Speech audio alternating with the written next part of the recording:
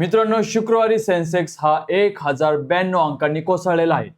तर अँथ्रोपिकची व्हॅल्युएशन ही $1 ट्रिलियन इथपर्यंत पोहोचलेली आहे.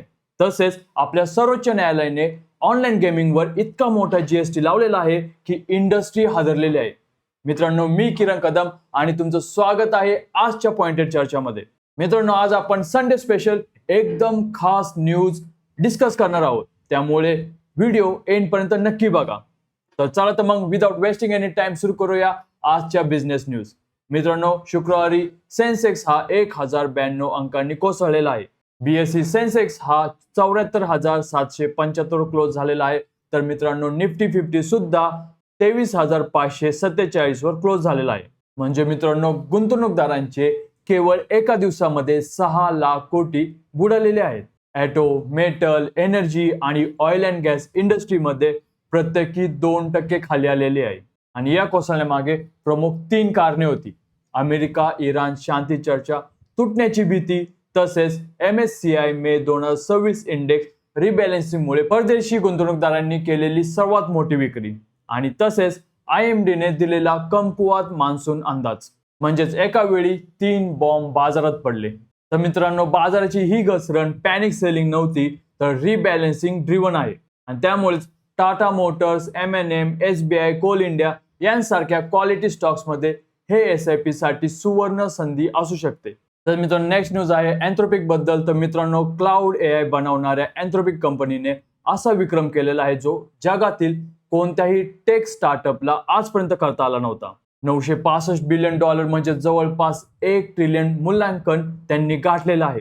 हे ऐकून तुम्ही थक्क व्हाल. 28 मे रोजी अँथ्रोपिकने सिरीज H मध्ये तब्बल $65 अब्ज म्हणजेच 5.5 लाख कोटी रुपये उभे केलेले आहे. आणि कंपनीचं व्हॅल्युएशन होतं $965 बिलियन.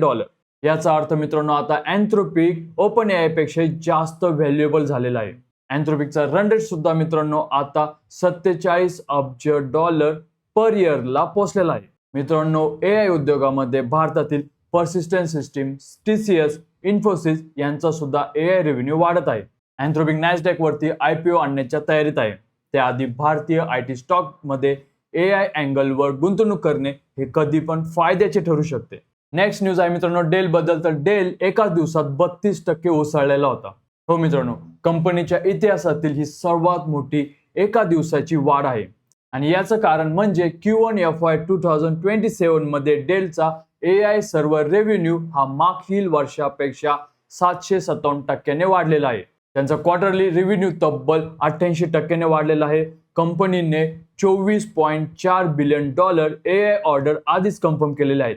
आणि FY 27 साठी $167 अब्ज रेव्हेन्यू त्यांनी टार्गेट केलेला आहे, जो अॅनालिस्टच्या अपेक्षेपेक्षा खूपच जास्त आहे. आणि डेलचा शेअर या वर्षात आतापर्यंत 234% वाढलेला आहे.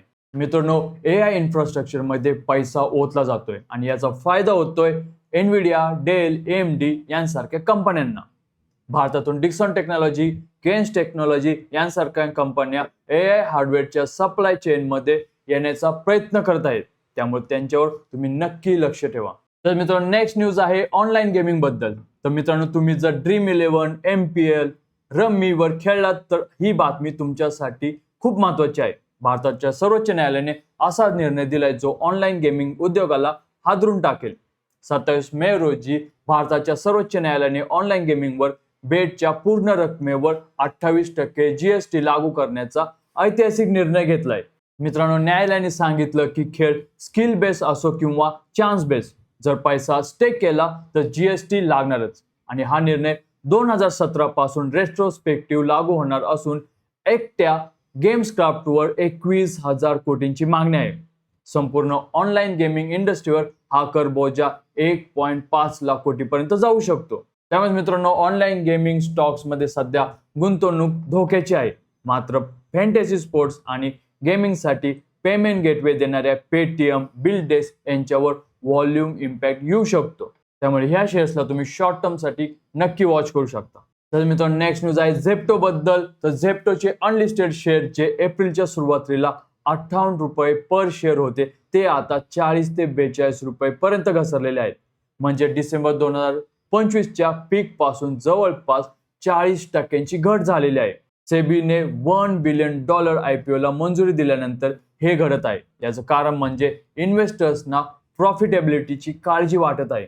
झेप्टो अजूनही तोट्यामध्ये आहे आणि क्विक कॉमर्समध्ये Amazon आणि फ्लिपकार्ट सारख्या दिग्गज कंपन्या आता कॉम्पिटिशन देणार आहेत आणि बाजाराचे स्टार्टअप व्हॅल्युएशनवर प्रश्नचिन्ह उठवायला सुरुवात केलेली आहे. मित्रांनो, झेप्टो IPO हा जुलैमध्ये येण्याची शक्यता आहे. अनलिस्टेड मार्केटमधील त्यांची घसरण हा IPO GMP साठी धोक्याचा इशारा आहे. IPO मध्ये लिस्ट होताच एक्झिट घ्यायची असेल तर ग्रे मार्केट प्राइस तुम्ही काळजीपूर्वक पाहिली पाहिजे. तर मित्रांनो, नेक्स्ट न्यूज आहे ब्लिंकिट बद्दल. मित्रांनो, Amazon आता भारतात क्विक कॉमर्स मध्ये उतरते. तसेच वॉलमार्टची फ्लिपकार्ट मिनिट सुद्धा आलेली आहे. पण ब्लिंकिटचे CEO अल्बिंदर यांनी जराही भीती व्यक्त केलेली नाहीये. ते म्हणतात आम्हाला Amazon पेक्षा जास्त चान्सेस आहेत मार्केटमध्ये. मित्रांनो, इटर्नलचे नवीन CEO अल्बिंदर यांनी सांगितलं की ब्लिंकिट डायरेक्ट सेलर म्हणून काम करतं. त्यामुळे FDA नियमांच्या कचाट्यातून ते सुटून जातात. पण Amazon आणि फ्लिपकार्ट यांना फॉरेन ओन असल्यामुळे FDA रिस्ट्रिक्शन येत आहेत आणि त्यामुळेच यांना वाटतं की ब्लिंकिट ही रेस जिंकू शकतं. मित्रांनो, इटर्नलचे शेअर्स हे स्ट्रॉंग क्यू कॉमर्समुळे लॉंग टर्म साठी अट्रॅक्टिव्ह दिसत आहे. तसंच मित्रांनो, नेक्स्ट न्यूज आहे स्विगी बद्दल. तर स्विगीचे CEO मजेटी यांनी ब्लूमबर्गला सांगितलं क्विक कॉमर्स मार्केट हे पुढील 3 ते 5 वर्षांमध्ये $30 ते $40 बिलियन पर्यंत जाऊ शकतं. पण त्यात जास्तीत जास्त 2 ते 3 प्लेयर्सला जागा आहे. 5-6 कंपन्यांना इथे जागा नाही. म्हणून स्विगीने अग्रेसिव्ह डिस्काउंट आणि स्पेंडिंग वॉर मध्ये उतरायला नकार दिलेला आहे. म्हणजे मित्रांनो, आता पैसे उधळले तरी मार्केट कन्सोलिडेट होणारच. त्यांनी टेलिकॉम सेक्टरचं उदाहरण दिलेलं आहे. जिओ आल्यावर जे झालं ते क्विक कॉमर्स मध्ये होणार आहे. त्यामुळे असं म्हणता येईल मित्रांनो की स्विगी मध्ये इन्व्हेस्टेड असणाऱ्या लोकांनी थोडा आता पेशन्स ठेवलाच पाहिजे. तर मित्रांनो, नेक्स्ट न्यूज आहे ऑनलाईन शॉपिंग बद्दल. तर लोकल सर्कल्सने केलेल्या सर्व्हेमध्ये देशभरातील 294 जिल्ह्यांमधून 47,000 पेक्षा जास्त लोकांनी सहभाग घेतला होता आणि यामध्ये धक्कादायक तथ्य समोर आलेलं आहे. 70% ऑनलाईन शॉपर्सना सेलरचा फिजिकल ऍड्रेस मिळत नाही, तर 72% लोकांना फोन नंबर सुद्धा मिळत नाही आणि 80% लोकांना तर त्यांचा ईमेल किंवा GST नंबर सुद्धा मिळत नाही. BIS ने फेब्रुवारीमध्ये जाहीर केलं होतं की ज्यात प्लॅटफॉर्मना सेलर डिटेल्स दाखवणं हे कंपल्सरी असेल, पण अजूनही हा कंप्लायन्स इम्प्लिमेंट झालेला नाहीये. आणि मला पण गोष्ट ही बरोबर वाटते मित्रांनो, कारण जेव्हा आपण Amazon वरून किंवा कोणत्याही ऑनलाईन शॉपिंग करत असतो तेव्हा आपल्याला सेलरचा डिटेल्स माहित पाहिजे, तेव्हाच आपण प्रोडक्टवर ट्रस्ट करू शकतो. तर मित्रांनो, नेक्स्ट न्यूज आहे रिलायन्स बद्दल. तर रिलायन्स इंडस्ट्रीजच्या luxury retail arm Reliance brands लिमिटेडने FY26 मध्ये 3,494 कोटींचा रेव्हेन्यू नोंदवलेला आहे, जो मागच्या वर्षीपेक्षा 44.6% जास्त आहे. बर्बेरी, जिमी चू, वर्साशे, अरमानी यांसारखे लक्झरी ब्रँड्स RBLच्या पोर्टफोलिओमध्ये आहेत. आणखी एक चांगली बातमी म्हणजे कंपनीचं नुकसान सुद्धा 279 कोटीवरून ते आता 137 कोटींवर आलेलं आहे, म्हणजे तब्बल 51% घट.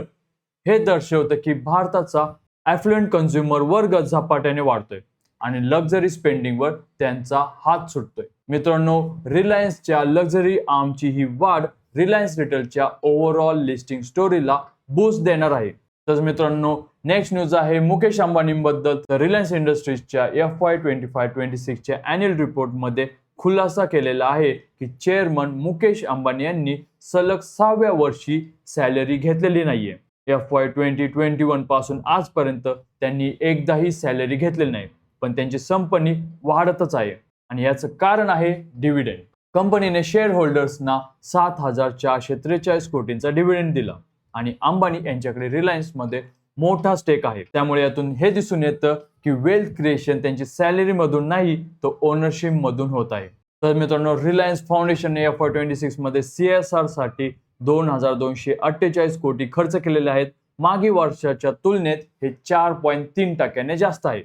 हे खर्च ग्रामीण विकास, आरोग्य, शिक्षण, महिला सशक्तीकरण, खेळ आणि पर्यावरण संवर्धन यावर केले गेलेले आहे. फाउंडेशनच्या स्कॉलरशिप प्रोग्राम मध्ये दरवर्षी 5,100 विद्यार्थ्यांना शिक्षण मिळते.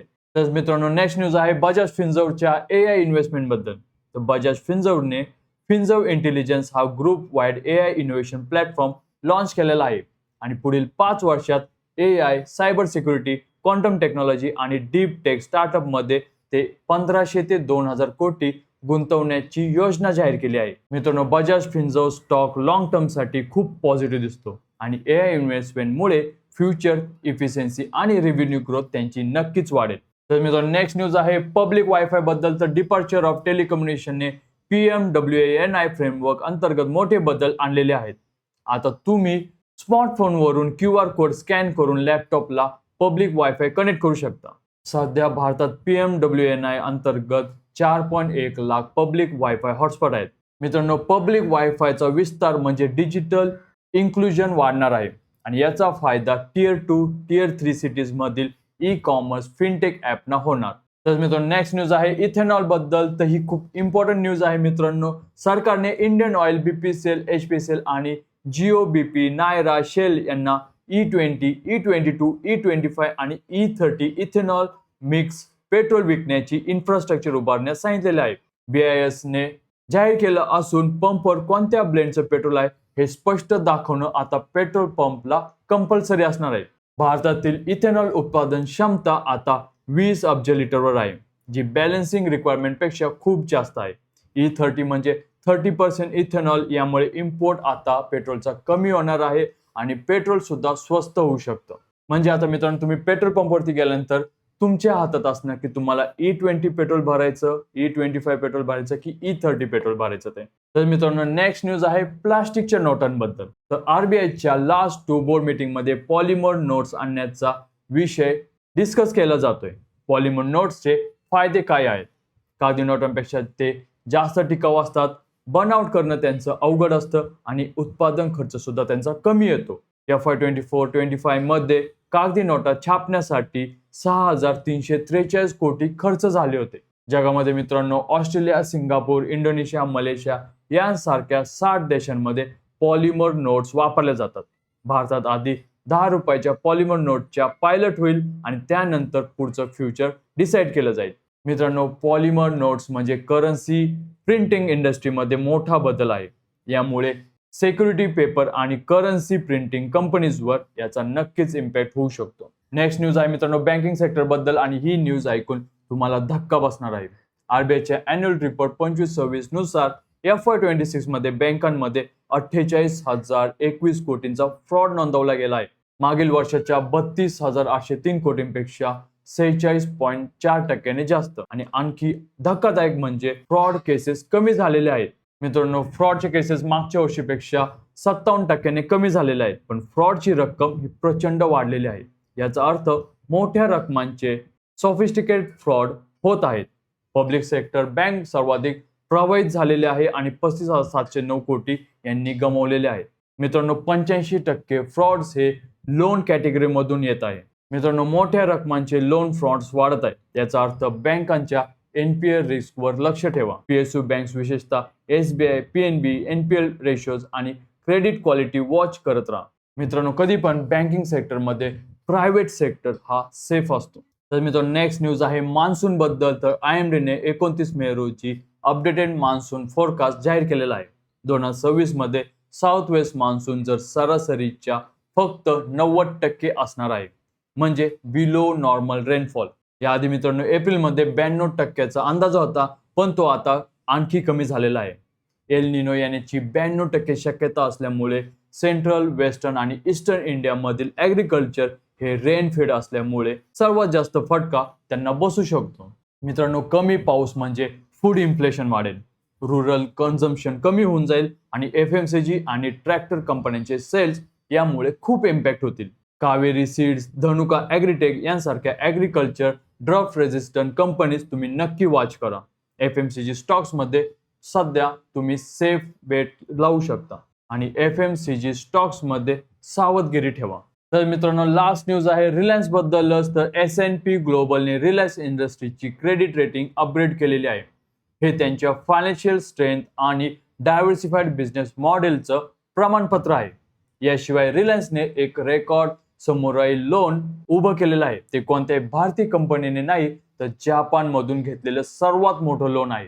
समुराई लोन हे जापानीज इन्व्हेस्टर कडून येते आणि याचा अर्थ रिलायन्सवर ग्लोबल इन्व्हेस्टरचा विश्वास आहे. रिलायन्सने फायनान्शियल 26 मध्ये 11.76 लाख कोटींचा रेकॉर्ड रेव्हेन्यू नोंदवलेला आहे. S&P अपग्रेडमुळे रिलायन्सला आंतरराष्ट्रीय बाजारात कमी व्याजदर फायनान्सिंग मिळू शकते. त्यामुळे मित्रांनो, रिलायन्स इंडस्ट्रीजचे शेअर्स लॉंग टर्म इन्व्हेस्टरसाठी अजूनही कोर पोर्टफोलिओमध्ये ठेवण्याजोगे आहेत. जिओ IPO आणि रिटेल लिस्टिंग आल्यावर रिलायन्सची व्हॅल्यू अनलॉक होईल आणि त्यामुळे आता अॅक्युम्युलेशन स्ट्रॅटेजी चांगली राहील. तर मित्रांनो, ह्या होत्या आजच्या संडे स्पेशल न्यूज. तुम्हाला व्हिडिओ इन्फॉर्मेटिव्ह वाटला असेल तर लाईक नक्की करा. तुम्हाला व्हिडिओमध्ये सर्वात जास्त कोणती न्यूज आवडली हे मला कमेंट सेक्शनमध्ये सांगायला विसरू नका. तसेच अशाच इन्फॉर्मेटिव्ह न्यूज घेऊन भेटूया पुढच्या व्हिडिओमध्ये. तोपर्यंत जय हिंद, जय महाराष्ट्र.